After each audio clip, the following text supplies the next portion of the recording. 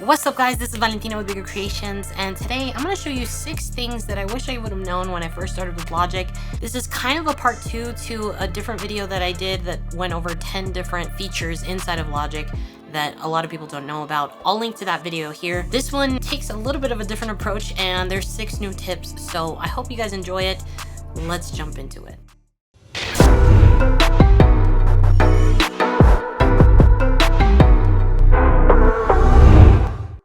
Tip number 1, normalize audio. This is something that I ran into a lot, especially when I first started using Logic, particularly when I went to go export or bounce my songs. So basically I would have my songs at a certain level and I would like mix them, but then when I would export them, it sounded totally different and it sounded just not how I intended it to. So this is how it works. Basically, when you go to export or bounce your project, you're gonna go to File, Bounce, Project or Section. And you're going to see a lot of settings here to export your track. Basically, what was happening to me when I was exporting my projects was that I had either on for normalize or overload protection only. And the issue with that is that basically, let's say that you've mixed your track to be at -6 dB. If you turn normalize on, it's going to actually maximize and amplify the volume of what your track is. So it's not going to actually be accurate to what you mixed. So you definitely want to have that off. That way, what you're exporting is exactly what you were working on. While we're in this window, let's talk about tip number 2. Tip number 2 is including an audio tail. If you're like me, when I go to export a project, I actually select the region that I want to export, and I'll usually include the audio tail here, meaning some dead space at the end of the track. The reason why you want some dead space at the end of the track is because let's say your track is playing in a playlist. If you have your track end specifically right when the music stops, then the next track is going to start immediately. So you want a little bit of buffer time, put a few seconds in there of just dead air. That way it won't just skip right to the next track and be very abrupt for the listener. This is how I now export my audio tails. But here is something that happens a lot that people don't notice when you first start with Logic. When you go to actually bounce your track, if you've already included an audio tail here, then you definitely want to make sure that this box right here is unchecked, because if it is checked, then basically it's adding more dead space at the end of your track. So it's going to be a little too long for the listener. Something that for some reason was always checked when I first started using Logic. So make sure that's unchecked or checked accordingly based off of what you wanted to accomplish. We've all run into this system overload message, where basically it means your computer is working way too hard in order for you to be able to play back your project in smooth real time. So sometimes, especially if you're using labor intensive and CPU intensive VSTs, even though you have a MIDI file playing through that VST, the VST is always functioning behind it. So it takes up CPU. So what you can do is actually right click on your MIDI and hit bounce in place. And what will come up is basically your options of, do you want it to be on a completely separate track? Do you want to leave the original track? Do you want to delete the original? So like the MIDI information, do you want to just mute it? Do you want to bypass effects, etc.? How do you want to export or bounce these files? So you're going to want to have normalize off. You can name it whatever you'd like. And typically I like to put it on a completely separate track. And I just say, leave the original, right? So what's going to happen now is if I hit OK, it basically is bouncing this entire MIDI information here. And let's say that this was a super labor intensive VST. Now it's not working because I'm not using that track. Basically all my effects and sounds are locked in, and all it's doing is playing an audio file, which is a lot less labor intensive than for your computer to read MIDI information from a labor intensive VST. Before we go further, I just want to thank today's sponsor. This video is sponsored by DistroKid. Now, you've heard me talk about DistroKid since like forever, before they were even a sponsor of this channel, and that's because I use DistroKid to distribute all of my music. So if you want your music on Spotify, Apple Music, Google Play, you name it, DistroKid is the best platform to do that. It's super affordable, and lately they've been developing tools to really enable and empower the independent artist. One of my favorite features from DistroKid is actually called promo cards. So let's say that you release a song, or you're going to release a song, and you want some visual materials that you can use on social media to kind of promote your album and use your artwork.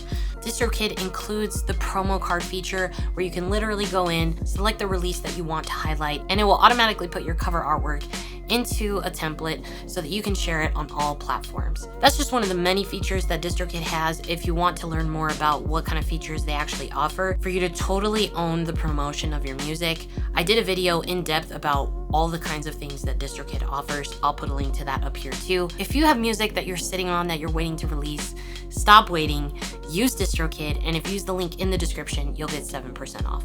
Tip number 4.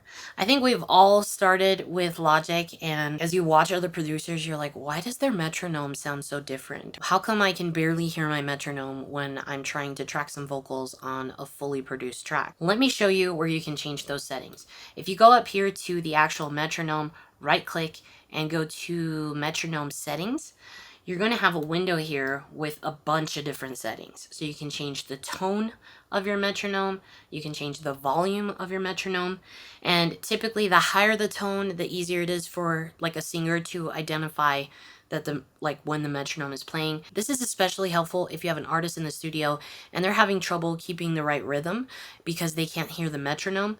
So what I like to do is keep the tone really high so that it really stands out apart from the actual sounds of the music. And then you can also adjust the volume of the metronome. And if you really want to get fancy, there are so many settings here where you can change the pitch of your metronome. You can actually make it so that you turn on division and basically it clicks in between your metronome clicks. Tons of options here, but the most useful is definitely the tone and the volume. Easy way to make the metronome help you in your production. Tip number 5. Now this might seem really dumb, but have you ever run into the situation where you adjusted a volume knob and then you're like, okay, logically, let's say I want to adjust that back to where it was. I'm just going to do Command Z, right? Undo. Wrong. It's not going to change those settings. Same if you're talking about the panning knob, volume knobs, presets. If you make a change inside of a preset, it's not going to work if you hit undo. So here's an easy way to reset things to 0. So for example, let's say that I adjust the volume here. Right now it's at -3.2 and I adjusted it by accident to -13, or I changed my mind and you know what? Let's get this back to 0. All you have to do is hit Option, click, and then it will put it back to 0. And you can start over. So let's put this back at -3.2. If I were to move the panning and you know what, I want to put it back at 0, Option, click, back at 0. If I have an EQ and I start making adjustments and you know what, I actually want to reset these, I can go to each frequency, hit Option, click, Option, click, Option, click, back to 0. Okay, last but not least, this is something I wish I would have known a long time ago. There are plugins these days that help you accomplish the same thing, but if you don't want to invest in these kinds of plugins, there's an easy built-in option inside of Logic that allows you to basically get rid of any silence in audio files. Let me show you what I'm talking about. So we have a standard vocal track, and you'll notice that there are some areas here between the phrases where there really isn't audio. So we want to eliminate it, right? Let's reduce the amount of CPU that needs to happen to, reduce or denoise the vocals, right? So all you have to do is select the audio file that you want to affect and hit Control X. That's going to open the remove silence window. And you're going to see that basically the way you set this threshold will automatically reduce the sections of your recording that don't hit a certain volume. The higher it is, less of that space will be there. So it's really, really cool. And all you have to do is once you kind of fine tune, okay, I think I've gotten rid of the parts that I want, or you know what, maybe it's getting rid of too many parts. I just need to cut out these. I'm going to do that and hit OK. It's going to process it. And now all of those areas with dead space are gone. So there you have it, guys. I hope those tips were helpful. If they were, hit that like button. Let me know if you want a part 3 to this series of just like tips and tricks and quirks inside of Logic Pro. Or if you have specific questions, let me know in the comments. If you like this video and you want to see more content from me, make sure to hit that subscribe button so that you don't miss future videos. And of course, follow me on Instagram for more content. Thank you so much for watching this video. Keep making beats.